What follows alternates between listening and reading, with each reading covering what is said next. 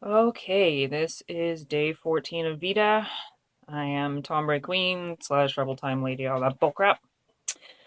Um, as an aside, before I get on to my main subject, sorry, just making sure the bathroom door is closed. Um, Clay and others who have asked me other questions, I will get to them. However, this video in particular was the one that I had planned and part of my reason for wanting to do VEDA, just because of the serendipity of VEDA occurring in April. So, without further ado, I'm going to give you a little background story, and we're going to have a little history lesson. A very small one, though, because I will get carried away if not. When I was young, I learned how to read at a very early age, and I mean a very early age. And I'm not talking about Cat in the Hat, I'm talking about full adult books. We're not going to get into that. We don't need to hear about how smart I am. But because of that, I was reading a lot of publications that would be out of the realm of most 3, 4, 5 year olds.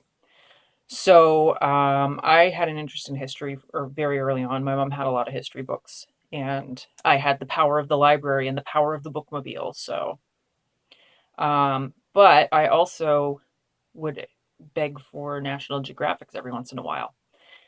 And in 1985, and I cannot remember which month, it might have been July.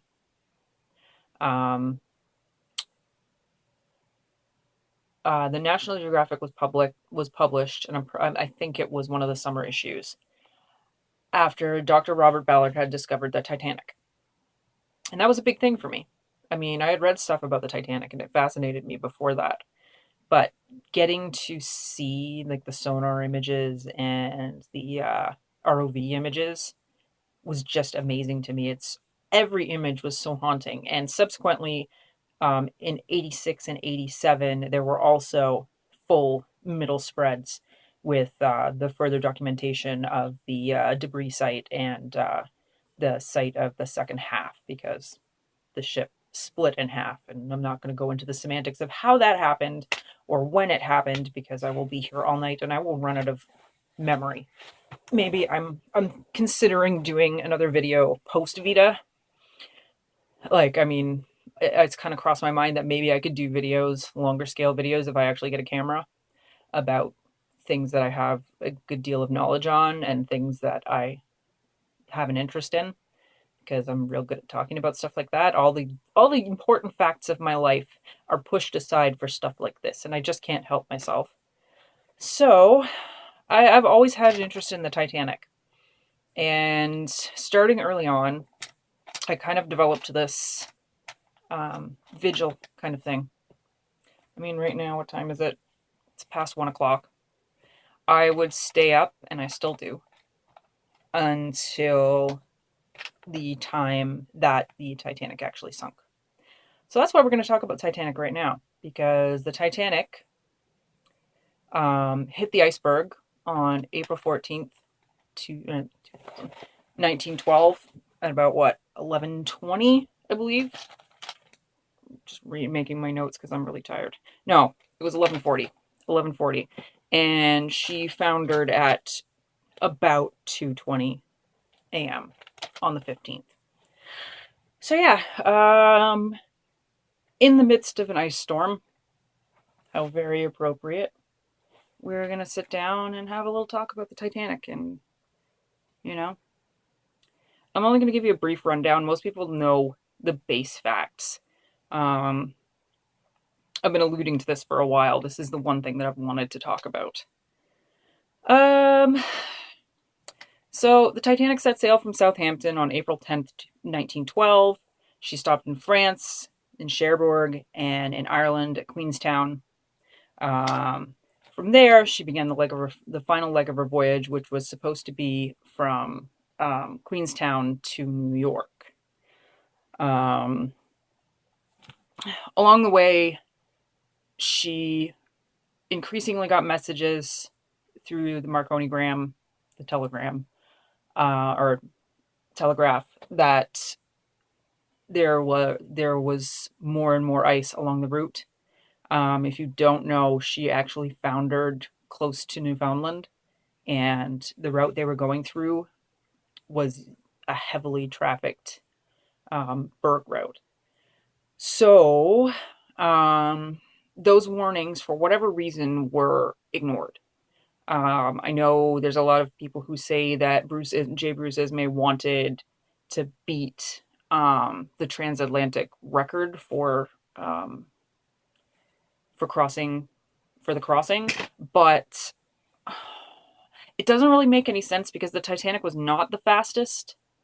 I mean, she basically did 20 miles an hour, and there were already faster ships coming out of Germany. And that wasn't why the Titanic was built. The Titanic was built for tonnage. She was built to be the largest, which is why when she was actually built, her sister ship, the Olympic, was built first. And they did some alterations on the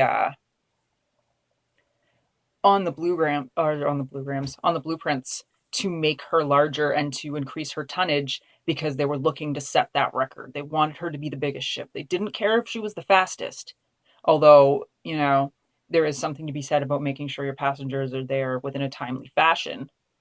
And I mean, considering the cavalcade of the titans of industry and all of the really important people they had in the first class, that would be an important thing. But they were definitely not trying to set the transatlantic record because there's no way they could beat some of those ships coming out of Germany.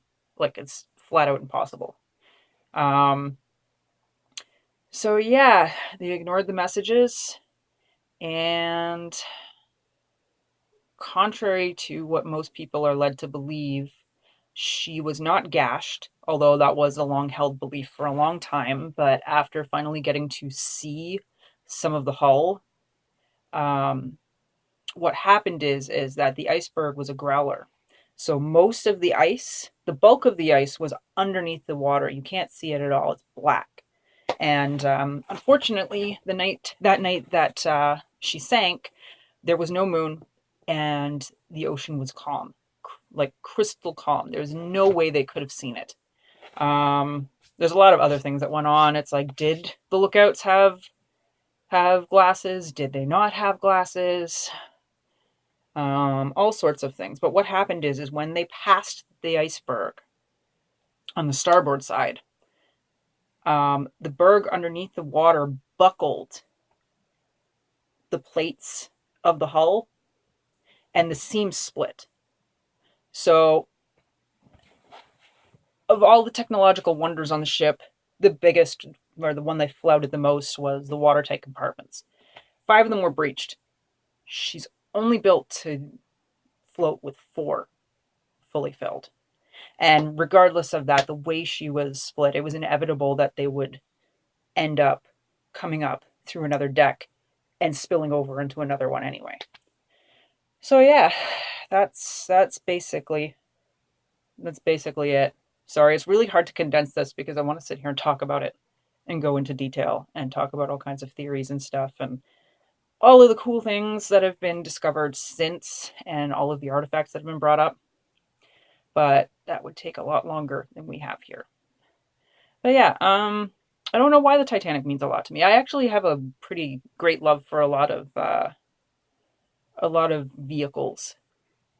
So I mean, like, I love our Lancaster bomber. We have a Lancaster bomber that is one of the only 2 left in the world that is in full flight operation in Hamilton. It's one of the good things about this city. The other is over in England. New Zealand did have one at one point, but she was decommissioned for flight like 8 or 9 years ago. So it's one of the things that makes us unique. But I don't know what it is. It's like at one point I had plans to draw up a cross section of the Titanic and another cross section of the Lusitania, and I don't know why. I just, there's something about it that, I don't know, it grabs me. It's horrific. It's absolutely horrific. I mean, over 15,000 people died, you know? That's actually, now that I'm thinking about it, that's another thing. A lot of people go on and on and on about how they didn't have enough lifeboats. This is true, but at the time, they actually had more lifeboats than they were required by law to have, which in the end, that comes down to, maritime legislation, not the White Star Line, because they actually did above and beyond what they were supposed to. But there was an arrogance in that era. There's an arrogance every time. We think we've done something grand and we think that we're invincible and something comes and lays us low. Random fact, the call sign, because of course over telegraph, you had to have a call sign when you were sending out your messages, was MGY, if I remember correctly, for the Titanic. Also, as I think I was talking about it at one point in the Discord, that although they did use CQD, I think they were the first recorded use of SOS in a dangerous situation over telegraph. So that's a thing. But yeah, I don't know. It's always been something that's really fascinated me. If you have never gotten to see or have never thought to see the shots that Ballard originally took, I mean, James Cameron's plastered his shit all over the place. But the condition of the ship from when Ballard saw it to when James Cameron has gone down to see it the last few times, because he's been down there 2 or 3 times, I think now, it's immense. I mean, a lot more artifacts have been taken. There has been a massive amount of degradation to the wreck site. I mean, it's going to be gone. There's going to be nothing left of her except for what has been taken. A lot of people have asked me, hold on. I just read about this earlier while I was just refreshing my memory on some things so that I wouldn't sound like an asshole. There's an expedition going out in the summer this year that's taken a whole bunch of rich assholes to go and get trained and work on a research ship and then get taken down to the wreck. It's like $105,000 US to go down. And people have asked me even before, like, that was a thing, if I'd ever want to go down. And first of all, no.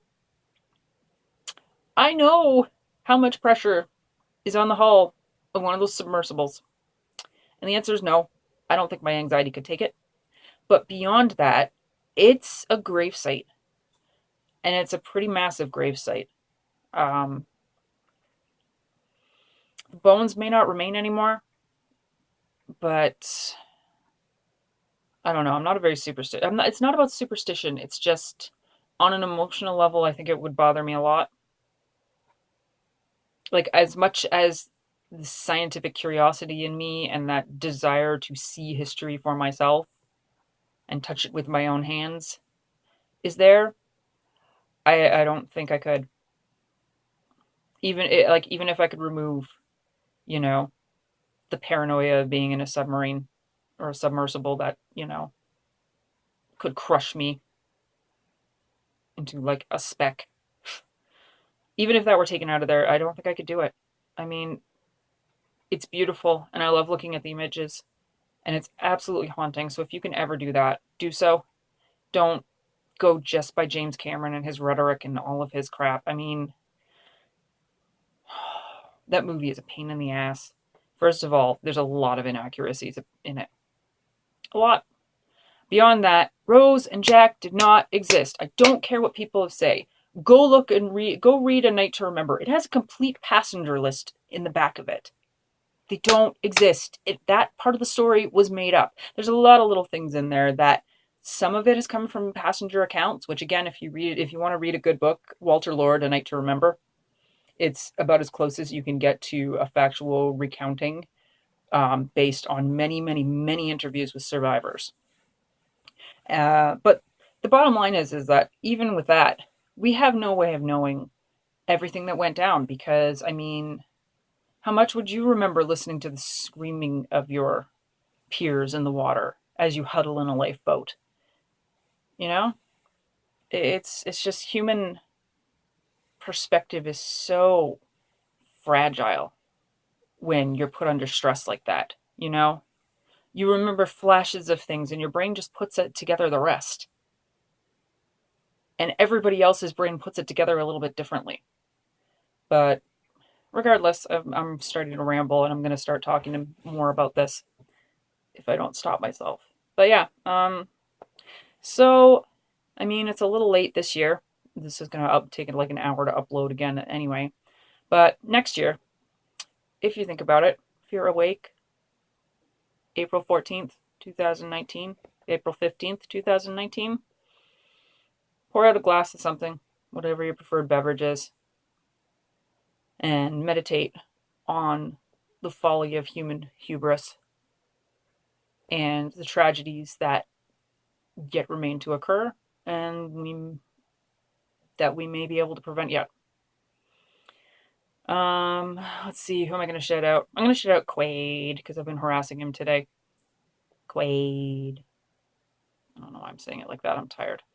Anyway, I'm going to continue my vigil and I'm going to pour myself a drink because I don't work tomorrow. Have yourselves a good evening. Hug your family close. Be safe in this ice. Later.